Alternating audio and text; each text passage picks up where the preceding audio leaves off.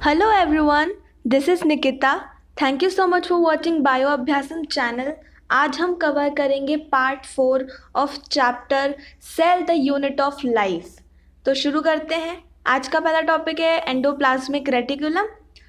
Electron microscope से study के बाद यह पता चला कि यूकैरियोटिक सेल्स के साइटोप्लाज्म में चपटे यानी फ्लैट आपस में जुड़े टाइनी ट्यूबुलर यानी छोटी छोटी ट्यूब्स वाली रेटिकुलम यानी कि नेटवर्क रेटिकुलम या फिर नेटवर्क जालिका बिखरा यानी स्कैटर्ड रहता है, जिसे एंडोप्लाज्मिक रेटिकुलम कहते हैं। ठीक है, तो हम फिगर देख लेते हैं। ये है फिगर एंडोप्लाज्मिक रेटिकुलम का। ठीक है, हेंस एंडोप्लाज्मिक रेटिकुलम सेल के इंट्रासेल्युलर स्पेस यानी सेल के भीतर की जगह, अंदर की जगह को दो डिस्टिंक्ट यानी स्पष्ट क्लियर कंपार्टमेंट्स यानी भागों में बांट देता है, जिससे पहला भाग क्या होगा, ल्यूमिनल, यानी जो एंडोप्लाज्मिक रेटिकुलम के अंदर का जितना भी एरिया कवर हुआ, अंदर जितना भी वॉल्यूम एंडोप्लाज्मिक रेटिकुलम के अंदर है, उस एरिया को हम बोलेंगे, उस वॉल्यूम को हम बोलेंगे ल्यूमिनल। ठीक है, और दूसरा क्या है, एक्स्ट्रा ल्यूमिनल, यानी कि जो एंडोप्लाज्मिक रेटिकुलम के बाहर जितना भी वॉल्यूम बच गया वो सब क्या है, एक्स्ट्रा ल्यूमिनल कहते हैं उस जगह को, साइटोप्लाज्म कंपार्टमेंट्स कहते हैं। ठीक है, दो कंपार्टमेंट्स ऐसे हो गए, एक कंपार्टमेंट हो गया जो एंडोप्लाज्मिक रेटिकुलम के अंदर का वॉल्यूम है और दूसरा कंपार्टमेंट साइटोप्लाज्म का वॉल्यूम। राइबोसोम्स एंडोप्लाज्मिक रेटिकुलम के आउटर स्पेस यानी बाहरी सतह पर अटैच्ड यानी चिपके हुए रहते हैं। जिस एंडोप्लाज्मिक रेटिकुलम के सरफेस पर ये राइबोसोम मिलते हैं उसे रफ एंडोप्लाज्मिक रेटिकुलम कहते हैं। रफ मतलब खुरदुरा, तो उसके ऊपर अगर राइबोसोम चिपके हैं तो वो दूर से देखने पे वो एक रफ सी सरफेस दिखाई पड़ती है। ठीक है, इसलिए उसे रफ एंडोप्लाज्मिक रेटिकुलम कहते हैं। राइबोसोम्स की अनुपस्थिति यानी कि एब्सेंस, राइबोसोम्स की एब्सेंस पर एंडोप्लाज्मिक रेटिकुलम एकदम स्मूथ यानी कि चिकनी दिखती है, चिकनी लगती है, इसलिए इसे स्मूथ एंडोप्लाज्मिक रेटिकुलम कहते हैं। SER ये जो भी चीज़ें होती है जिसका शॉर्ट फॉर्म NCERT लिखती है उसका शॉर्ट फॉर्म भी हमें याद रखना है कि किस चीज़ को शॉर्ट में क्या कहते हैं, क्योंकि एग्ज़ाम देते समय हो सकता है कि वो पूरा नाम ना यूज़ करते हुए सिर्फ शॉर्ट फॉर्म यूज़ कर लें और वहाँ पे जाके आप कंफ्यूज या फिर फ्लस्टर ना हो जाए। इसलिए जब अपन पढ़ रहे हैं तभी ध्यान रखना है कि किस चीज़ का शॉर्ट फॉर्म क्या है। ठीक है, जो cells protein synthesis and secretion यानी कि प्रोटीन की फॉर्मेशन, प्रोटीन बनना और उसकी सीक्रेशन यानी उससे बनने के बाद में जहाँ भी भेजना है, निकालना है, जो भी करना है, प्रोटीन सीक्रेशन में एक्टिवली इन्वॉल्व होते हैं, मतलब कि बहुत ज़्यादा प्रोटीन सिंथेसिस करते हैं, उनमें रफ एंडोप्लाज्मिक रेटिकुलम ज़्यादा अमाउंट में मिलती है। ठीक है, यानी कि जहाँ पर भी प्रोटीन सिंथेसिस ज़्यादा होगी वहाँ पे रफ एंडोप्लाज्मिक रेटिकुलम ज़्यादा होगी। फ्रीक्वेंटली एब्जॉर्ब करके लिखा है ना NCERT में, वही चीज़ है कि ज़्यादा दिखेंगी। ये काफ़ी फैली हुई यानी कि एक्सटेंसिव और न्यूक्लियस की आउटर मेम्ब्रेन के साथ कंटिन्यूस होती हैं। एंडोप्लाज्मिक रेटिकुलम जो होता है वो अच्छा खासा फैला हुआ स्ट्रक्चर होता है। देखो ये दिख ही रहा है यहाँ पे जिगजैग कितना फैला हुआ है, और ये बीच में जो हाफ सर्कल दिख रहा है पूरा क्रीम कलर की लाइन है, ये न्यूक्लियस है अपना। तो न्यूक्लियस से बाहर की तरफ ऐसे लगातार कंटिन्यूस होके निकल रही है, यानी कि न्यूक्लियस से चिपकी है और न्यूक्लियस की मेम्ब्रेन से कंटिन्यूसली बाहर की तरफ एंडोप्लाज्मिक रेटिकुलम ग्रो करता है। ठीक है, तो वो न्यूक्लियस से जुड़ा ही है ना, अलग तो है नहीं ज़रा भी। ठीक है, स्मूथ एंडोप्लाज्मिक रेटिकुलम और एक मिनट हाँ, स्मूथ एंडोप्लाज्मिक रेटिकुलम एनिमल्स में लिपिड सिंथेसिस के मुख्य यानी मेजर साइट होते हैं। एनिमल सेल्स में लिपिड की तरह steroidal hormones smooth endoplasmic reticulum में होते हैं। ठीक है, तो ये याद रखना है कि smooth endoplasmic reticulum, steroidal hormone और लिपिड। ठीक है, और rough endoplasmic reticulum protein synthesis. ठीक है, अब आगे बढ़ते हैं। स्मूथ एंडोप्लाज्मिक रेटिकुलम का स्ट्रक्चर हमें ध्यान रखना है, लेबलिंग ढंग से ध्यान रखनी है। ये ऊपर जो है ये न्यूक्लियस है, फिर न्यूक्लियर पोर्स हैं, फिर रफ एंडोप्लाज्मिक रेटिकुलम जो है जिस पे ये छोटी छोटी बॉल्स दिख रही हैं ये राइबोसोम्स हैं। तो ये जिस पे भी जो खुरदुरा वाला पार्ट दिख रहा है वो रफ एंडोप्लाज्मिक रेटिकुलम है। और जो नीचे की साइड में है ना जहाँ पे स्मूथ एंडोप्लाज्मिक रेटिकुलम दिख रहा है, देखो उसके ऊपर राइबोसोम्स नहीं है, तो ये स्मूथ एंडोप्लाज्मिक रेटिकुलम है। आगे बढ़ते हैं। गोल्गी एपरेटस, ये एक और सेल ऑर्गेनेली है जो यूकैरियोटिक सेल में पाई जाती है। ठीक है, तो गोल्गी का स्ट्रक्चर ये है। कैमिलो गोल्गी 1898 में पहली बार न्यूक्लियस के पास डेंसली स्टेन्ड, यानी कि जो अगर आप कोई भी कलर कोई भी डाई वगैरह अगर सेल के ऊपर डाल रहे हैं और वो जो गोल्गी एपरेटस है वो उस कलर को बहुत अच्छे से अब्जॉर्ब कर लेता है और फिर वो उसी कलर का दिखने लगता है, तो उसी चीज़ को कहते हैं डेंसली स्टेन्ड। ठीक है, तो कैमिलो गोल्गी 1898 में पहली बार न्यूक्लियस के पास डेंसली स्टेन्ड रेटिकुलर यानी कि नेटवर्क स्ट्रक्चर देखा उन्होंने। ठीक है, जिन्हें बाद में उनके नाम पर गोल्गी बॉडीज कहा गया। गोल्गी बॉडीज कह सकते हैं या फिर गोल्गी एपरेटस कह सकते हैं। ठीक है, फिगर ये साइड में इसका फिगर बना हुआ है। ये बहुत सारी फ्लैट डिस्क यानी चपटी है ना, फ्लैट डिस्क आकार की थैलियों से, सैक मतलब थैली, और सिस्टरनी से मिलकर बना होता है। ठीक है, तो फ्लैट डिस्क और सिस्टरनी से मिलकर बना होता है। ठीक है, तो ये डायग्राम देखो, इसमें ये जो फ्लैट दिख रही है ना, ये इन्हें सिस्टरनी कहते हैं। सिस्टरनी जिनका सिस्टरनी का डायमीटर 0.5 माइक्रोमीटर से 1 माइक्रोमीटर होता है। ये एक दूसरे से के ये एक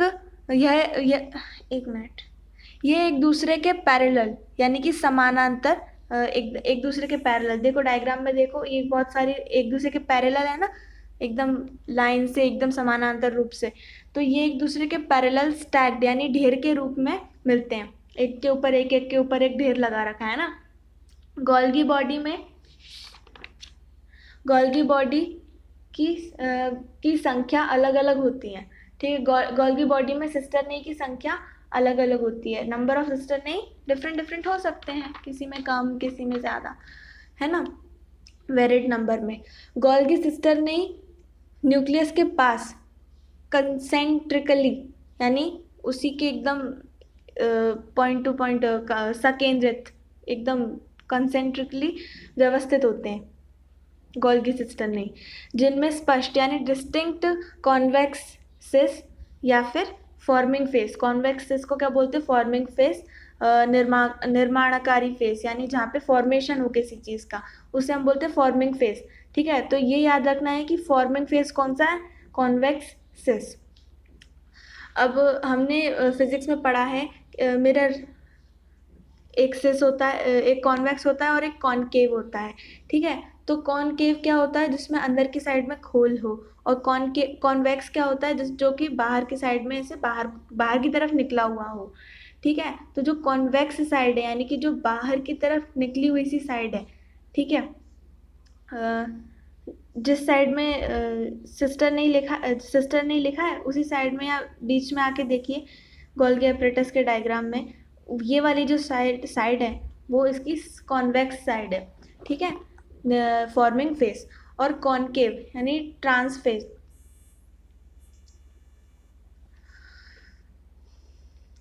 और फॉर्मिंग फेस ये सब हो गया। एक मिनट, कॉन्वेक्स फेस या फिर फॉर्मिंग फेस पढ़ लिया, और कॉनकेव यानी कि ट्रांस या फिर मैच्योरिंग फेस। जो कॉनकेव फेस है उसे ट्रांस फेस भी कहते हैं या फिर मैच्योरिंग फेस कहते हैं। अब इन दोनों फेस को एक को फॉर्मिंग फेस और एक को मैच्योरिंग फेस इसलिए कह रहे हैं क्योंकि गोल्गी एपरेटस में एक ऐसी चीज़ है जिसके अंदर चीज़ें पैक होती हैं, या फिर वो मैच्योर होती हैं चीज़ें, ठीक है। तो जो सिस फेज़ है या फिर जो कॉन्वेक्स फेज़ है, उस जगह पर आकर जो चीज़ है जो भी चीज़ को मैच्योर करवाना है सेल को, वो वहाँ पे आके स्टिक होती है, ठीक है। और फिर इसलिए उस जगह को बोला फॉर्मिंग फेज़। और फिर जब वो ट्रांस फेज से निकलती है तो वहाँ से वो मैच्योर होकर निकलती है, इस वजह से उसे बोला है मैच्योरिंग फेज, ठीक है। ऑर्गेनेली के सिस और ट्रांस फेज पूरी तरह अलग अलग होते हैं, पर वह एक दूसरे से जुड़े रहते हैं, यानी कि जुड़े रहते हैं, इंटरकनेक्टेड रहते हैं, ठीक है। यहाँ तक हो गया इंटरकनेक्टेड तक। गोल्गी एपरेटस का मुख्य कार्य यानी प्रिंसिपली वो क्या परफॉर्म करता है, मटेरियल को पैक करना, इंटरसेलुलर टारगेट्स यानी कि लक्ष्य तक पहुंचाना, यानी सेल टू सेल नहीं, सेल के अंदर ही जो टारगेट्स होते हैं किसी ऑर्गेनेली के पास या कहीं पे जहाँ भी पहुंचाना है वो पहुंचाने का काम करना, या सेल के बाहर भी किसी चीज़ को सीक्रेट करना यानी बाहर निकालना, ये सब काम गोल्गी एपरेटस के होते हैं। जिस भी मटेरियल को वेसिकल यानी कि वेसिकल मतलब होता है कि उसके ऊपर लेयरिंग वगैरह, एनवेलप वगैरह चढ़ाना, पूरा एक वेसिकल बना देना, स्फेयर शेप की होती है वेसिकल। तो जिस मटेरियल को वेसिकल के फॉर्म में पैक करना होता है वो मटेरियल एंडोप्लाज्मिक रेटिकुलम से निकलकर गोल्गी एपरेटस के सिस फेज से जाकर फ्यूज हो जाता है और मैच्योरिंग फेज की तरफ आगे बढ़ता है। इससे क्लियर है कि गोल्गी एपरेटस का एंडोप्लाज्मिक रेटिकुलम से क्लोज एसोसिएशन यानी कि एकदम क्लोज संबंध होता है। एंडोप्लाज्मिक रेटिकुलम पर स्थित राइबोसोम प्रोटीन का सिंथेसिस करते हैं जो गोल्गी एपरेटस के ट्रांस सिरे से निकलने के पहले इसके सिस्टरनी में मॉडिफाई हो जाते हैं, ठीक है। तो एंडोप्लाज्मिक रेटिकुलम के ऊपर जो राइबोसोम है वो प्रोटीन को सिंथेसिस करता है, फिर वो गोल्गी एपरेटस के अंदर जाते हैं, वहाँ से मैच्योर होकर बाहर निकलते हैं।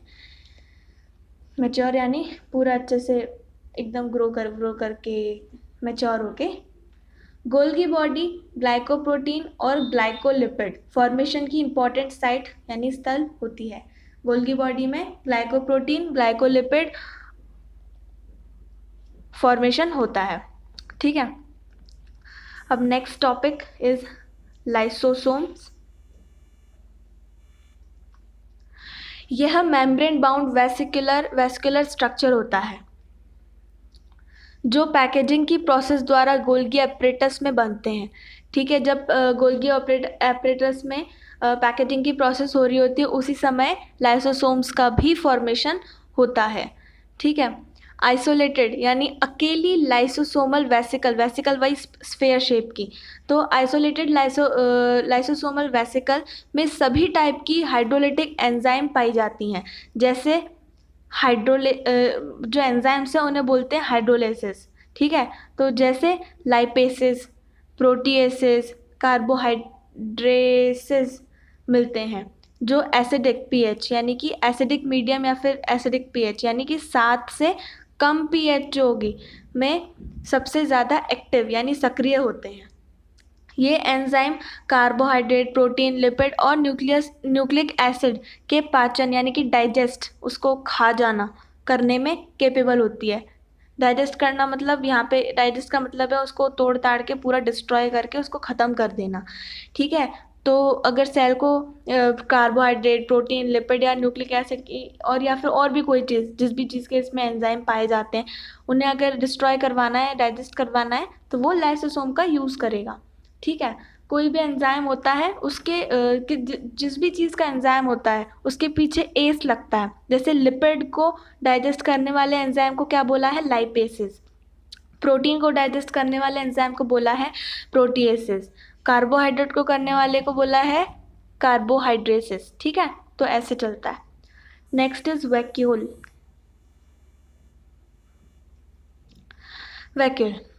साइटोप्लाज्म में मेम्ब्रेन बाउंड जगह को वैक्यूल कहते हैं।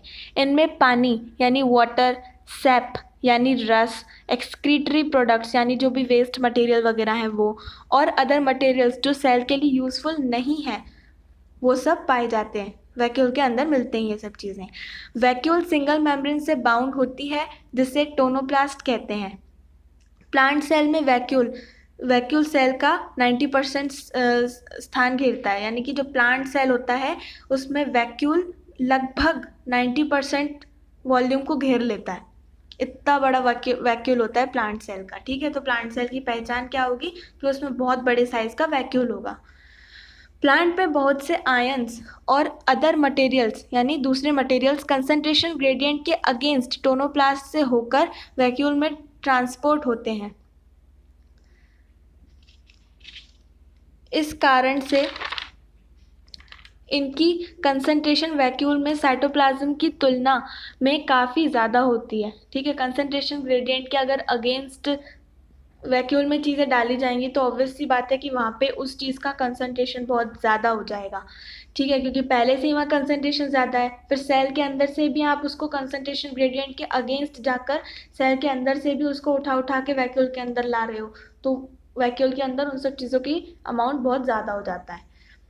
अमीबा में कॉन्ट्रैक्टाइल वैक्यूल, कॉन्ट्रैक्टाइल यानी कि जो अपने आप को सिकोड़ सके, है ना, जो एकदम कॉन्ट्रैक्ट हो जाता है, सिकुड़ जाता है, तो अमीबा में कॉन्ट्रैक्टाइल वैक्यूल एक्सक्रीशन के लिए इम्पॉर्टेंट है, यानी कि वेस्ट मटेरियल को बाहर निकालने के लिए इम्पॉर्टेंट है। बहुत सारी सेल्स जैसे प्रोटिस्ट्स में फूड वैक्यूल का निर्माण खाने को निगलने के लिए यानी एनगल्फ करने के लिए यूज़ होता है। Next topic is mitochondria.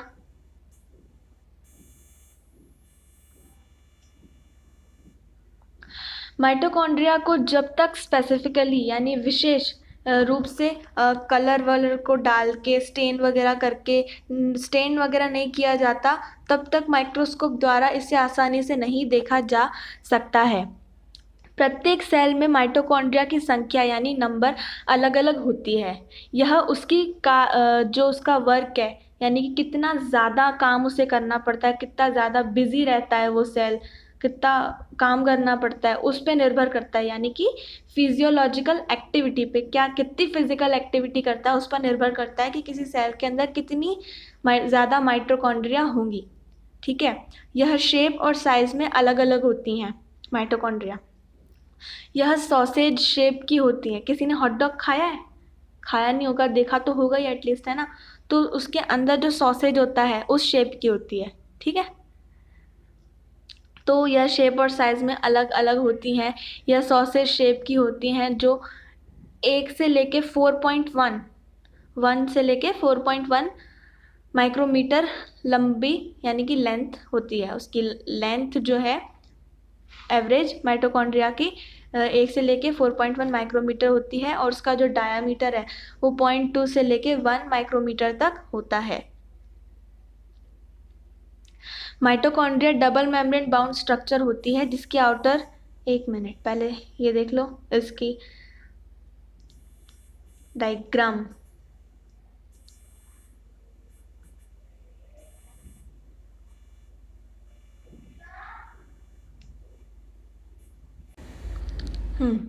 Mitochondria double membrane bound structure होती है जिसकी आउटर मेम्ब्रेन और इनर मेम्ब्रेन, इसकी ल्यूमेन को 2 डिस्टिंक्ट यानी कि स्पष्ट एक्वस कंपार्टमेंट्स यानी कि कंपार्टमेंट मतलब कमरों में बांट देती है। ठीक है, तो क्या बोलेंगे उसे? पहला है द आउटर कंपार्टमेंट यानी जो बाहर का कंपार्टमेंट होगा, और जो दूसरा होगा वो होगा द इनर कंपार्टमेंट।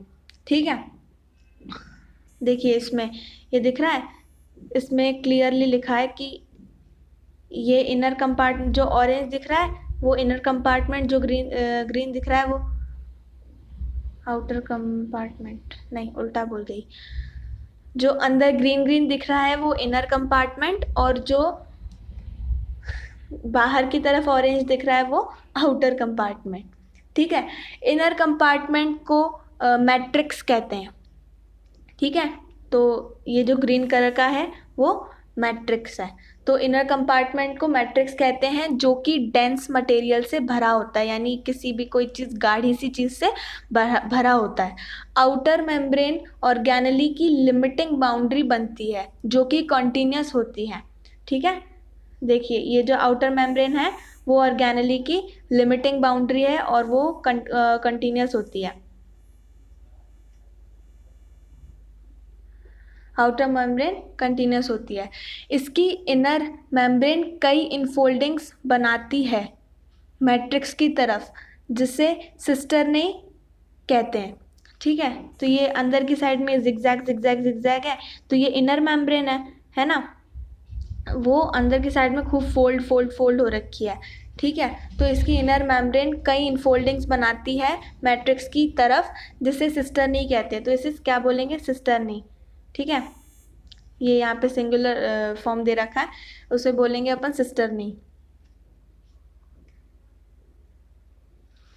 सिस्टरनी इसके सरफेस एरिया को बढ़ाती है, यानी कि कोई चीज़ अगर सीधी रखी होती है, इसमें ये जो एक ग्रीन कलर का सांप जैसा दिख रहा है, उसको अगर एकदम सीधा रख दिया होता तो कम लेंथ कवर होती, पर अगर आप उसे ऐसे जिगजैग जिगजैग जिगजैग करके रख रहे हो, अगर कोई भी चीज़ है इसके अंदर, तो उसमें ज़्यादा से ज़्यादा लेंथ कवर हो पाएगी, यानी कि उसके लिए, और लेंथ ज़्यादा कवर होने की वजह से सरफेस एरिया भी बढ़ेगा। ठीक है, तो मेन जो कारण है कि सिस्टर नहीं ऐसे जिगजैग जिगजैग जिगजैग होती है कि सरफेस एरिया बढ़ता है इसकी वजह से। इसकी दोनों मेम्ब्रेन में इनसे रिलेटेड यानी रिलेटेड स्पेसिफिक यानी विशेष एंजाइम मिलते हैं माइटोकॉन्ड्रिया के मेम्ब्रेन में, जो माइटोकॉन्ड्रिया के फंक्शंस यानी कि कार्य से संबंधित हैं। माइटोकॉन्ड्रिया एरोबिक रेस्पिरेशन का स्थान है। माइटोकॉन्ड्रिया क्या है? एरोबिक रेस्पिरेशन का स्थान है। इनमें सेल एनर्जी एटीपी के रूप में प्रोड्यूस होती है। एरोबिक रेस्पिरेशन मतलब जिसमें ऑक्सीजन का यूज़ हो रहा हो। ठीक है, ऑक्सीजन का यूज़ करके जो रेस्पिरेशन यानी कि गैसेस का एक्सचेंज वगैरह होता है, तो उसे हम बोलते हैं एरोबिक रेस्पिरेशन। ठीक है, तो माइटोकॉन्ड्रिया एरोबिक रेस्पिरेशन का स्थान है, साइट है। इनमें सेल एनर्जी एटीपी के रूप में प्रोड्यूस होती है। ठीक है, माइटोकॉन्ड्रिया के अंदर ही एटीपी प्रोड्यूस होती है, ये बात याद रखना है। तो सेल एनर्जी जो है एटीपी के फॉर्म में प्रोड्यूस होती है, इस कारण से इसे power house of the cell भी कहते हैं। ठीक है, जहाँ पे एनर्जी प्रोड्यूस होती है उसे हम कहते हैं पावर हाउस। तो सेल की एनर्जी प्रोड्यूस हो रही है माइटोकॉन्ड्रिया में, इस वजह से माइटोकॉन्ड्रिया को सेल का पावर हाउस भी कहते हैं। और माइटोकॉन्ड्रिया एटीपी के फॉर्म में एनर्जी को प्रोड्यूस करता है। ठीक है, माइटोकॉन्ड्रिया के मैट्रिक्स में सिंगल सर्कुलर डीएनए मॉलिक्यूल और कुछ आरएनए मॉलिक्यूल्स भी होते हैं। ठीक है, तो भले ही माइटोकॉन्ड्रिया एक सेल के अंदर है और वो एक सेल की ऑर्गेनेली है, फिर भी माइटोकॉन्ड्रिया के अंदर खुद का एक डीएनए होता है, सिंगल सर्कुलर डीएनए मॉलिक्यूल होता है, और कुछ आरएनए मॉलिक्यूल्स भी होते हैं जो कि प्रोटीन सिंथेसिस कर सकते हैं। ठीक है, और आरएनए मॉलिक्यूल्स भी होते हैं और राइबोसोम्स भी होते हैं जो कि प्रोटीन सिंथेसिस कर सकते हैं। ठीक है, तो राइबोसोम्स भी होते हैं जो कि 70S होते हैं। एस यहाँ पे है सेडिमेंट्री कॉफिशिएंट। ठीक है, ये बस याद रखना है कि एस यहाँ पे सेडिमेंट्री कॉफिशिएंट है। और प्रोटीन सिंथेसिस के लिए आवश्यक कंपोनेंट्स जो भी चीज़ें होती हैं वो सब मिलती हैं उसके अंदर। ठीक है, माइटोकॉन्ड्रिया के अंदर माइटोकॉन्ड्रिया फिजन की प्रोसेस से डिवाइड होता है। ठीक है, यानी कि अगर एक समय पे हम ये सोच सकते हैं कि एक समय पे माइटोकॉन्ड्रिया एक इंडिपेंडेंट लिविंग ऑर्गेनिज्म था, क्योंकि वो प्रोटीन में सिंथेसिस कर सकता है, उसके पास खुद का डीएनए भी है ना, और बाकी जो भी चीज़ें चाहिए होती हैं प्रोटीन सिंथेसिस के लिए कंपोनेंट्स वो सब भी है, आरएनए भी है, यानी कि वो एक टाइम पे एक इंडिपेंडेंट लिविंग ऑर्गेनिज्म था, बट वो फिर यूकेरियोटिक सेल में आ गया, उसे वहाँ पे फ़ायदा होगा इसलिए वो आ गया उसके अंदर, है ना। तो वो याद रखेंगे हम कि वो फिजन से डिवाइड होता है माइटोकॉन्ड्रिया। ठीक है, तो आज सिर्फ इतना ही। आगे का चैप्टर हम अगले पार्ट में कवर करेंगे। प्लीज़ चैनल को सब्सक्राइब ज़रूर करना, बेल आइकन को ज़रूर दबाना। I want your support. ठीक है, अब इसका पार्ट 5 हम अपलोड कर देंगे, कल मैं अपलोड कर दूँगी। और प्लीज़ लाइक करना, शेयर करना, सब्सक्राइब करना और बेल आइकन को दबा देना भूलना मत प्लीज़। चलो फिर, thank you so much for watching. ठीक है।